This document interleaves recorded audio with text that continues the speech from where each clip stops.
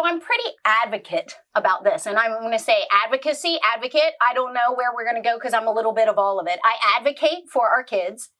I'm an advocate in the system of explaining what should be and what shouldn't be. And right now I'm pretty pissed off because I am fighting tooth and nail to keep all my social media and reply to everybody and keep everybody calm. We have got so much misinformation that is going on today with the Federal Department of Education. And I'm coming to you all with this podcast to kind of set you all at ease because we have so many parents, just in Brevard County. So I can't even imagine across the nation that is hitting. So we're in Florida, the wild, wild west here. We have some amazing officials here that are protecting our children and their school rights. Mm-hmm. But we also are seeing that now implement throughout the United States. Governor DeSantis here in Florida has already been advocating for the voucher system for our students in Florida to be able to have kind of, I want to say, a pre-release of what they're planning on releasing within the federal government. Mm-hmm. And that then would reciprocate to all of the states in the United States. And the goal is to bring education back to the state. Now, the reason that we're talking about this so advocately, right? There you go. I'm being like, Loki, just pull a word for me here, Luke. Is because there's so much wrong information out there. Mm. And the reason I'm livid on it is because I see parents adding fire, you know what I mean, to this topic. And they're not even looking in their own backyard. Right. They're looking at what's going on in Virginia, what's going on in West Virginia, what's going on in D.C. and Pennsylvania and Kentucky and Wisconsin and Michigan and, California. Yeah. But they're not looking in their backyard. And so let's really hone today on taking a good look at what is in your backyard. Before we start advocating for what's out in the public, what's going on in your county? What's going on in your state? What's going on in your house?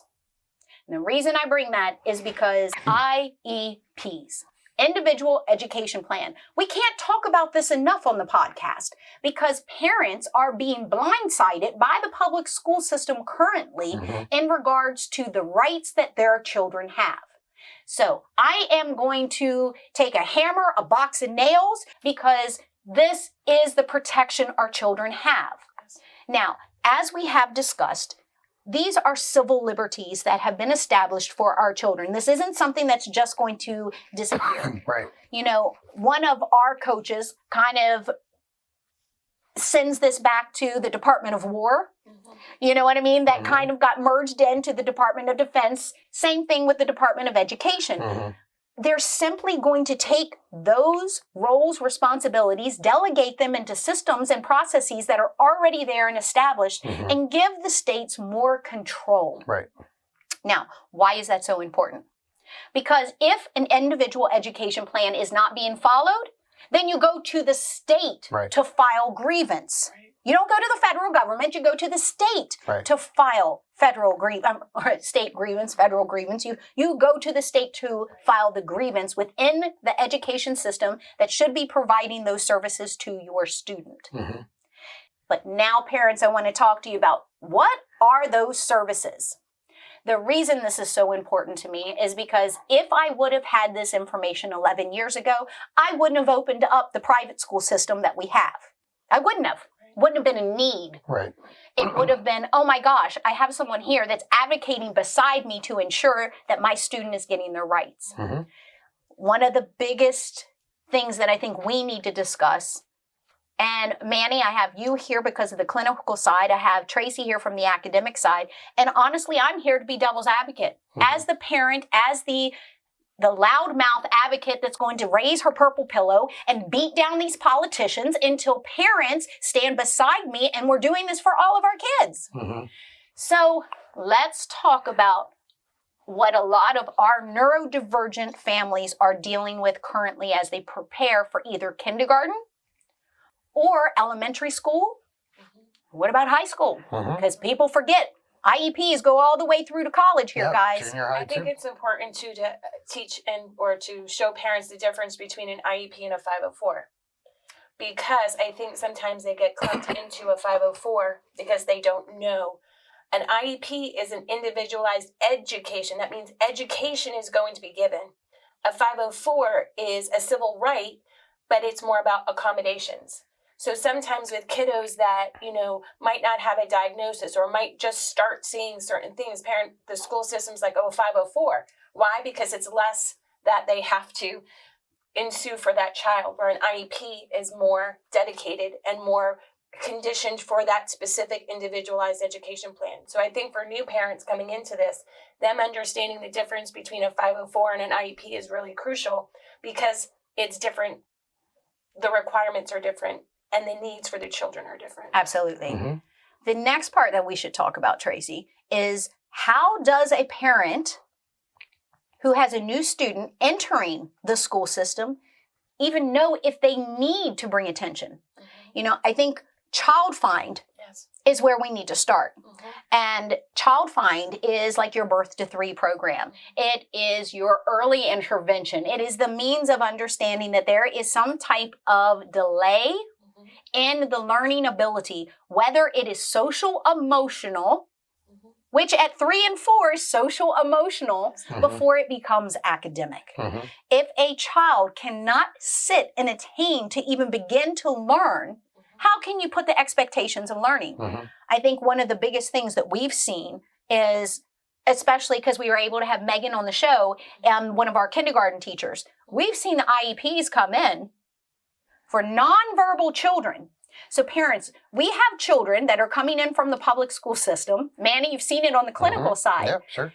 That they have zero expressive language. Zero. Now, please understand that when it says zero expressive language, that also means that there is no form of PEC system. There is no form, whether it's in pictures, whether it's in sign language, whether it's in vocal expression, there is no form of expressive language. But yet the child is a wonderful student. The child does great in classroom. The child has zero expressive language. Okay, this is a big problem, guys. Then the next part that you see is our neurodivergent kids come into the school system. A lot of times they've never been in preschool. Because in parents, it's okay. Mm-hmm. I want to let you know it is okay. Grandparents, have you been holding those kids at home? Have you been spoiling them rotten? Have you been snuggling? Have you been loving on them? Have you held on to every little teeny tiny toddler moment? That's okay. Mm-hmm. All of our kids need that. If I could take grandparents and moms and dads that have been over affectionate and just have spoiled their little toddler, I would love to take that and clone it and give it to some of our kids that haven't experienced it. But we also now need to understand the child. So when we are dealing with a toddler, and I like to think about this because you all know me, our friends and family are getting to know me. Those wild kids, those are my favorites. Those kids that the other teachers are like, my class is full. Pam's like, come on. You all have seen it over the years, especially Tracy. Tracy has seen it. Manny, you've seen because of early intervention. So you've seen, I love the higher need cases. Right. I like the challenge because I see the little superhero in there. But same thing on the academic side. Tracy's gotten to see some of our behavioral challenge kids are just because they're not heard. Right. So when you have a wild child that's been spoiled, and that's what it is, with affection, which is nothing wrong with that. That's what we're supposed to be doing. We're building confidence. We're loving them. We're showing them that they are their own individual person and we accept them for who they are. Then we put them into preschool or kindergarten program. They've never sat at a table. So they want to crawl under the table. Some of them want to crawl on top of the table. In the public school system, when that happens, the first thing you will hear as a parent, and yes, teachers, I'm going to do this. My production company is going to either love me or hate me for saying this right now, and I'm not looking at them while we're filming this, but if you are a teacher and you actually follow policy, procedure, and protocol and advocate for your student, then I commend you. Please know that there are always going to be us out there that are here for our kids. But in today's world, there's a good majority that aren't here. Mm-hmm. So please understand, like Loki, I'm not talking for all educators. I'm advocating for students and families. So as I say that, we're going to talk about the wild, crazy, like we're the wild ones, the wild ones, you know what I mean? So here we go, Pam and her lying crazy hair. That's our kids coming in. Mm-hmm. Sit down, Johnny. Sally, sit down. We're going to do, snack time. Yeah, they're going to take their snack and throw it at Manny, and because they've never been in an environment like this. Right. You put them in the public school setting, and what are we going to get, Manny? And not too short of a time, we're going to get phone calls. They're going, they got to go somewhere else. They're not ready. They need 100% one-on-one all day long, or let's call parents, pick them up. Exactly. Yeah. So what normally happens in the public school system is after that first month, mom and dads, you all get those phone calls? Normally it's every Wednesday, Thursday, and then after about 3 weeks, on Fridays, they can't even. You already know, I got to call out work. I'm going to have to come pick my kid up. So what happens? Well, we think that there's a delay. Your child is, having some extenuating circumstances in the class. They're a toddler. Or they get labeled, right? They're unruly. They're Bingo. disruptive. I can't do anything else in the class because I'm watching Sally all day long. Mm-hmm. Yep. How many times are you redirecting Sally, really? Or Sally's just holding you accountable because Sally's bored because you're not keeping her stimulated. So she's like, hey, teacher, I've been sitting here for 45 minutes. A coloring sheet doesn't work for me. And these are the good stories. Oh, yes. Then we have then it was, they didn't get to it in time. And then we got property destruction, we got aggression, we got elopement. They didn't see the trigger. They didn't see the pattern or the precursors to it all. And so then they're calling the security, person to come and get kindergartners with resource. Yeah. Resource with arms and weapons, and you're coming to get a kindergartner. What kind of flipping programs are you setting for a child? Yeah. Man, I'm letting you know right now, if you came with an armed guard to a kindergartner on my watch, you might as well call the police because I'm going to pay my fine and you're going to have an unruly person going to jail. Yeah. Why? Because you have said, I'm going to show that kid not to be afraid of that officer. I'm going to show that kid that there was nothing wrong with that kid. This is just absurdity. Yep. It completely is. So now get me on my soapbox here because you want to know what's going to happen. Parents, I'm going to let you know so you can be prepared. That's what this podcast is for, is because if you are a new parent entering the public school system, and if you have a child who is creative, who doesn't sit down for 8 hours, that does want to question the system, these are our leaders of our future. If you have one of those, then you're probably going to get a call. And then after the calls, and after having to take off work, then you're going to have what they call, we're going to have to do an eval on him. We've got to evaluate why this 4-year-old, 5-year-old's behavior is so erratic. And during that period of time, when we're waiting for the evaluation, kid can't come back to school. Yes. So now you got a kid that's out of school because you wanted to try the public school system. Now they're out of school. Most evaluations right now, on average, about 3 to 6 months. Yes. Right? To do it properly. Or if you're really lucky, then the school has their evaluators come in. They give you about an hour and a half. Yep. And then they do a quick evaluation, which may or may not be suitable. And then we have the meeting. And then the meeting. Oh, the wonderful IEP meeting where the school board brings 5 to 6 people to sit down with you, the parent, caregiver. Could be mom, dad, grandma, grandpa, mom and grandpa and grandma. Who knows? Whoever loves this child should be there. Whoever is in their home environment, whoever is helping build this child, that is the team. You see, it's called an IEP team for a reason, because we're not making unilateral decisions. We're making decisions as a team for the student. Right. But currently, what happens? I can tell you because we run an ABA clinic. And in right now the field is the wonderful need of registered behavioral technicians. And it is higher than ever. And the reason it's higher than ever is because the school system in the wonderful IEP meeting is now stating, well, Dr. Manny, you need to have a one-to-one with your child in order for him to attain in classroom because of the constant redirection, the constant outburst, the constant. So now it's your responsibility, because for me to do my job as a teacher, your child needs to have a one-to-one with them. Now, parents,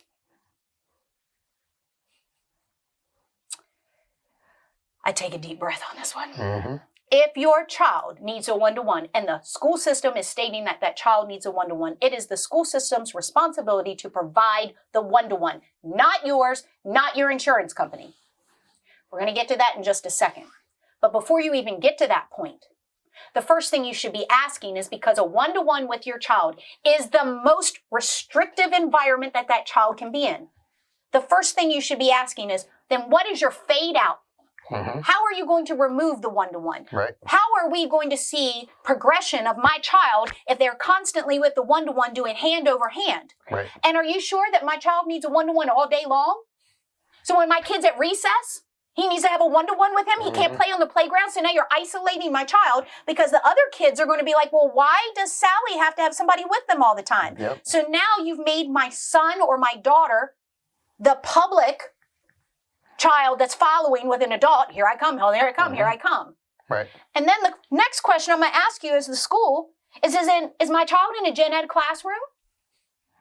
So you want to put a one-to-one with my child in a sorry guys, as you can see, this gets me on my soapbox. Do you know why? Because so many parents, by the time they get to us, do not understand they've been manipulated by their school system.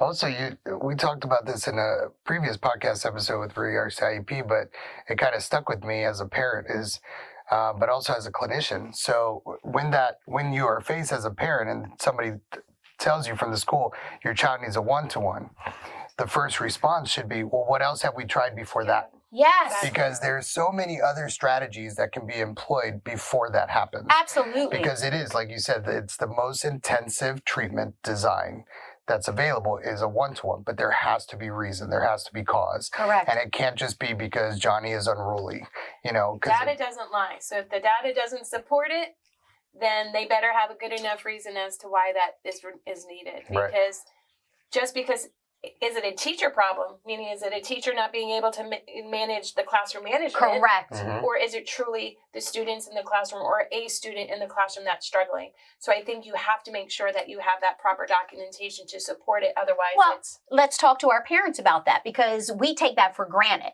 So parents, Tracy's going to give you a little bit of information on what kind of data collection you could be asking your teacher for. So it's really important to ask, well, what types of behaviors are you seeing? How frequent are those behaviors? What time of day is it happening? What's the circumstances? Where's the classroom? Is it around different peers? Is it in a different, is maybe they're hungry? What time of day is it? So if they can't give you those supports to let you know when it's happening, then they're not going to be able to pinpoint what we call an antecedent to those behaviors, Yes. right? Mm-hmm. So if you have no idea, well, they're just running around. Well, again, like you were saying, well, are they bored? Or maybe they don't understand the material and they're frustrated and they don't have those communication skills to say to you, I'm upset, I don't understand. So now playing is easier for me to do because that makes me feel safe and secure.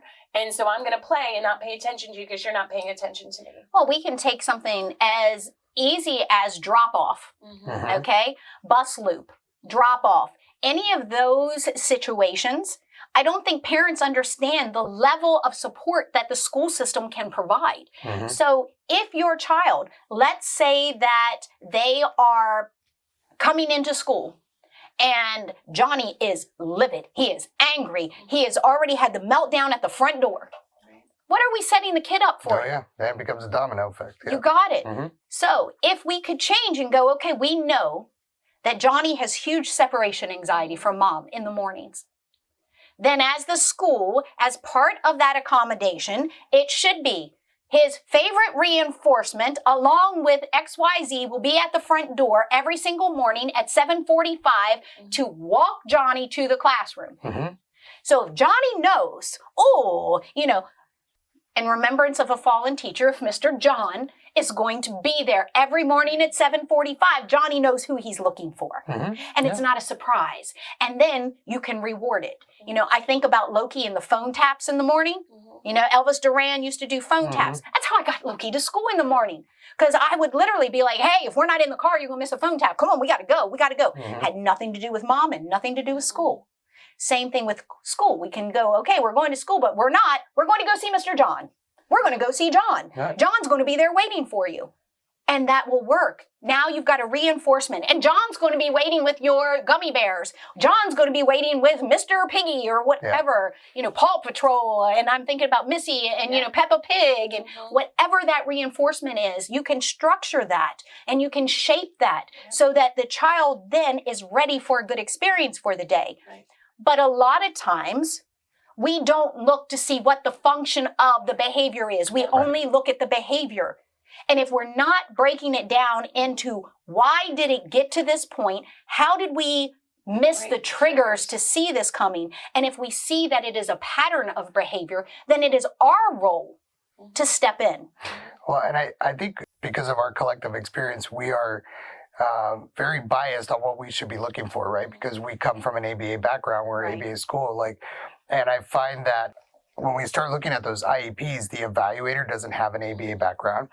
The analysis that they did was a one-time assessment during a 1 hour, 2 hour observation, but they're not looking at patterns. They're not looking at the full day versus the holistic child. holistic It has to be the whole child. Their present level of performance needs to be the entire day, Yes. not just a test score. Correct. That is one of the biggest takeaways I learned in my trainings is that we have to look at the whole child. The whole child's not an academic test. No. Right? A test does not define all the things, the functions of the behaviors, the why behind it. But when you look at present levels of performance, well, they get out of the car and this is what happens. Now they're walking to school, they're walking to their class and this is what happens.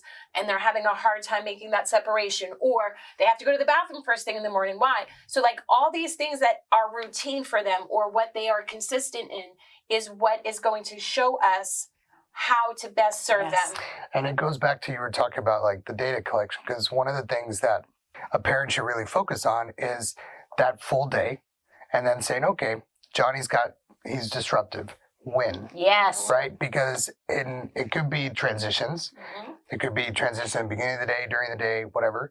But it could be that Johnny has no problems coming out of the car and going into class. It's only during math block. Or it's during reading block. So he could be escaping. Sure. This again goes down to what's the function of the behavior. But unless we have that information, parents should not be signing anything. Absolutely. And I think that's, as a parent, that's where a big dilemma comes in. Because here you are faced with who you trust is taking care of your kid, right? And it's in the school that you signed up for, you enrolled them in. It's in your local neighborhood, right? Which is, in our case in Florida, that's what usually happens. You're zoned for a school. And public school is how I grew up. I want my kids to go to public school. And it's a strange dynamic, right? You got all these people kind of we're here to help you with your kid. Here's what we see. Here's what we think.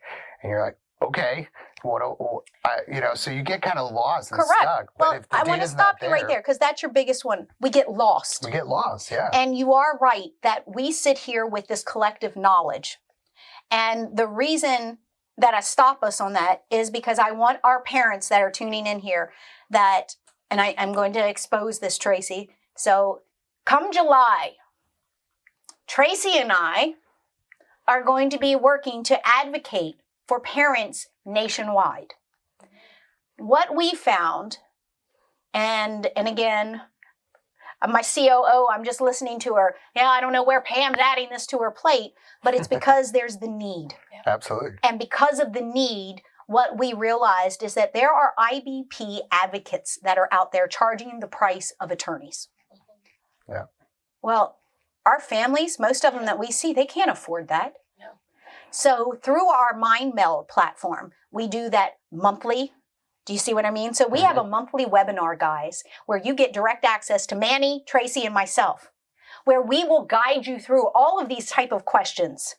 That's what we're here for, because our students, our children, shouldn't have advocacy only for those that can afford it. Right. So the three of us are here truly to support you and your family. So if you need help, if you need assistance, info@PamelaFurr.com.